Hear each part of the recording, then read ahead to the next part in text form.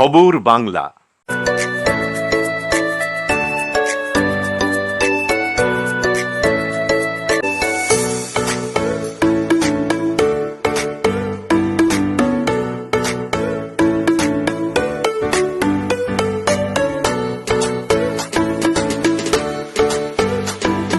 ভোজনালয়, Searsole Rajbari, Raniganj. Mobile number 9475505861। Phuljhore Kali মন্দিরে দুঃসাহসিক চুরি।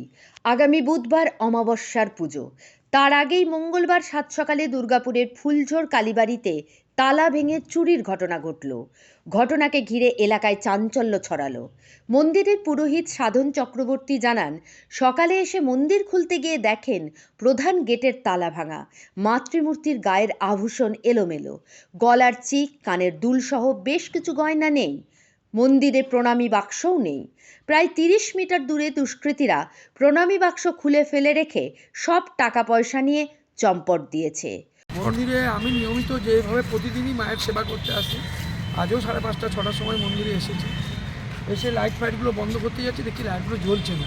মন্দিরটা ভিতরটা গেটটা লাগানো, পর্দাটাও টাঙানো, কিন্তু আমি যখন পকেট থেকে চাবিটা বার করে চাবিটা খুলতে যাচ্ছি, দেখছি তালাটা গ্রিলের মধ্যে আটকানো।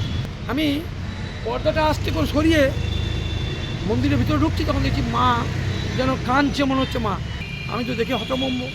আমি প্রথমে আমার মন্দিরের যারা কমিটি আছে, নিপেন ঘোষ, রবি সাহা, বাপ্পা, ভাগ্নে, এদের সকলকে ফোন করলাম। এরা তড়িঘড়ি এলো।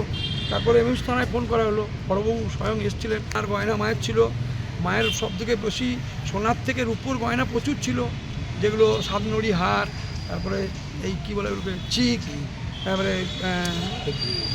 এই সকল কানের নাকের টিকলি। পুলিশ রাউন্ড মারে আমরা দেখেছি। পুলিশকে আমি যখন কোনোদিন অমাবস্যায় রাত্রি 10টা 10:30 11টার সময় মন্দির বন্ধ করে ঘর যায়, অমাবস্যার দিনগুলো বিশেষ করে, তখন কিন্তু পুলিশ থাকে, ওরা আসে বসে আমাদের এখানে একটু প্রসাদও খায়। খবর দেওয়া হয় দুর্গাপুর নিউ টাউনশিপ থানার পুলিশকে। দ্রুতই পুলিশ ঘটনাস্থলে এসে তদন্ত শুরু করে।